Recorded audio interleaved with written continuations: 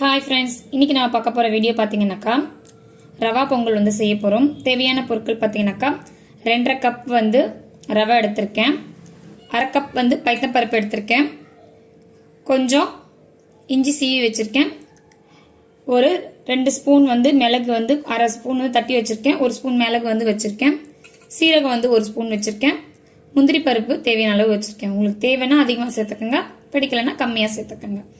கருவேப்பிலை வச்சுருக்கேன், அதே மாதிரி மஞ்சள் வந்து கொஞ்சம் சிட்டிகை வச்சுருக்கேன். நெய் வந்து 50 கிராம் ஊற்றிக்கலாம். உங்களுக்கு நெய் அதிகமாக பிடிக்காதுன்னா கம்மியாக ஊற்றிக்கோங்க. ஸ்டவ்வில் வந்துட்டு 100 பருப்பு சேர்த்துக்கலாம். சிறுபருப்போட பச்சை வாசனை போன உடனே ஒரு டம்ளர் தண்ணி சேர்த்துக்கலாம்.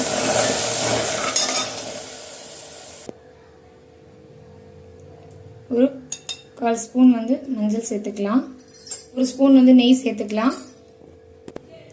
1/2 கப்புக்கு பார்த்தீங்கன்னாக்கா 3 கப்பு தண்ணி ஊற்றிருக்கேன். 4-5 விசில் விட்டு எடுத்துக்கலாம். இது நல்லா மசிஞ்சிருச்சு. இப்போ 2.5 கப் ரவைக்கு 1/2 கப் பருப்பு சேர்த்துருக்கேன். ஸோ இதுக்கு வந்து மொத்தம் 3 கப்பு, 3 கப்புக்கு டபுளாக சேர்க்கணும். அப்போ 6 கப்பு வந்து தண்ணி ஊற்றணும்.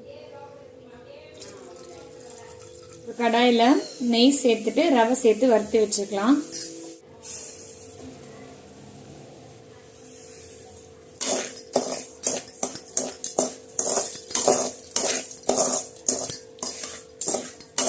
உங்களுக்கு நெய் பிடிக்கும் அப்படின்னா நெய் நிறைய சேர்த்துக்கோங்க, நெய் பிடிக்காதுன்னா கம்மியாக சேர்த்து ரவையை வறுத்துக்கோங்க.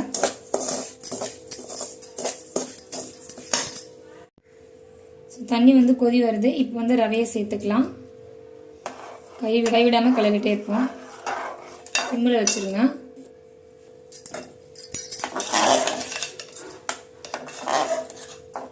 தேவையான அளவு உப்பு சேர்த்துக்கலாம். நீங்கள் கல் உப்பு யூஸ் பண்ணுற மாதிரி இருந்தீங்கன்னா தண்ணி கொதிக்கும் போதே சேர்த்துருங்க. நான் தண்ணி கொதிக்கும் போது மறந்துட்டேன். ஸோ அதனால் சால்ட் வந்து நான் வந்து தட்டி சேர்த்துட்டேன். ஸோ என்னோடய வீட்டுக்காருக்கு பார்த்தீங்கன்னா நெய் ரொம்ப பிடிக்கும், அதனால் நான் வந்து நெய் நிறைய சேர்த்துருக்கேன். நெய் காஞ்சிருச்சு. இதில் வந்து நான் மிளகு சேர்த்துக்கிறேன். ஃபஸ்ட்டு ஏன் நான் மிளகு சேர்த்துக்கிறேன்னா, இப்போ பாருங்கள் மிளகு போட்ட உடனே வெடிக்கல தெரியா. ஸோ இந்த மாதிரி வெடிச்சு முடிச்ச உடனே சாப்பிடும் போது பார்த்தீங்கன்னா மொறுன்னு இருக்கும் மிளகு வந்து பொரிஞ்சுதுன்னா. ஸோ அதனால மிளகு ஃபஸ்ட்டு சேர்த்துருக்கேன். இடிச்சு சேர்த்துருக்க மிளகு வந்து கடைசியாக சேர்த்துப்பேன். ஏன்னா அந்த இடிச்சு சேர்த்த மிளகு வந்து பொரிஞ்சுதுன்னா தீஞ்சு போயிடும், அதனால கடைசியாக சேர்த்துப்பேன். அது மாதிரி மிளகு வெடிக்கும் போது பக்கத்தில் இருக்காதீங்க, மேலே பட்டுடும். அடுத்து சீரகம் சேர்த்துக்கலாம்.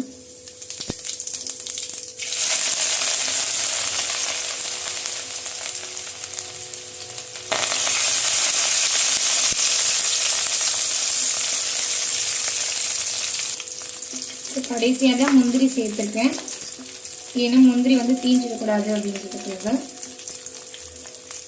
கடைசியாக வச்சிருந்த அந்த தூளை வச்சிருந்த அந்த மிளகு தூளையும் சேர்த்துறேன்.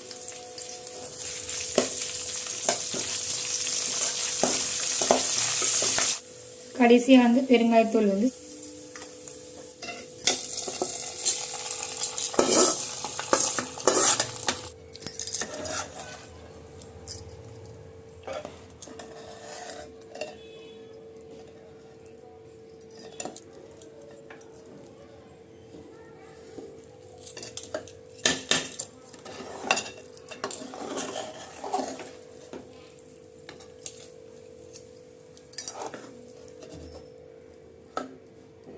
உங்களுக்கு பிடிச்சிருந்ததுன்னா உங்கள் ஃபேமிலி அண்ட் ஃப்ரெண்ட்ஸுக்கு ஷேர் பண்ணிக்கோங்க. நம்ம சேனலை சப்ஸ்கிரைப் பண்ணிக்கோங்க.